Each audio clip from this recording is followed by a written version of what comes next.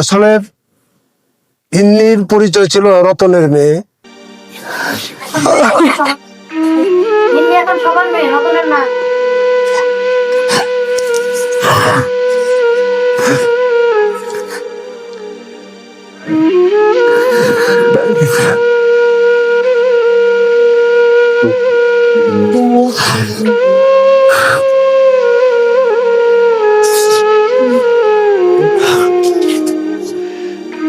আমি আসলে কখনোই ঠিক করতে পারি না। আমাকে যখন অনেক চেষ্টা করেছি প্রমাণ বিল পর্যন্ত, মানে লিখতে বসেও লিখতে পারি না, কম্পিউটারে বসলেও আমার কম্পিউটার চলে না, আমার হাত চলে না, ব্রেন চলে না, কোনো কিছু চলে না। একটা বছর আমার কোনো কিছু চলছিল না, তার উপরেও জীবনের তাগিদে, বাঁচার তাগিদে চলছি।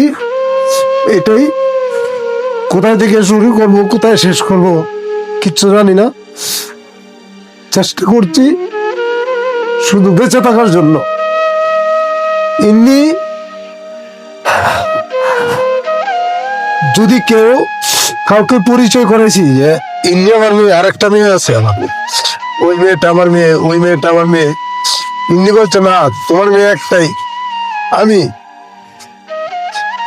মেনে নিতে পারছে না। এমনি মতিয়ার মুক্তা বলে গেছে যে রতনের ফটোকপি ছিল, আমি যার উপরে নির্ভরশীল ছিলাম যে আমার মৃত্যুর পরে আমার মেয়ে আমাকে স্মরণ করবে, এরকম আয়োজন করবে, আপনাদেরকে ডাকবে,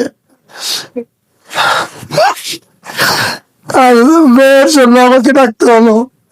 এর তো কষ্ট আর নাই। কথা বললে, যত কথা বলবো ততই আমার বুক ভেঙে যায়। আমি পারি না, লিখতেও পারি না, বলতেও পারি না।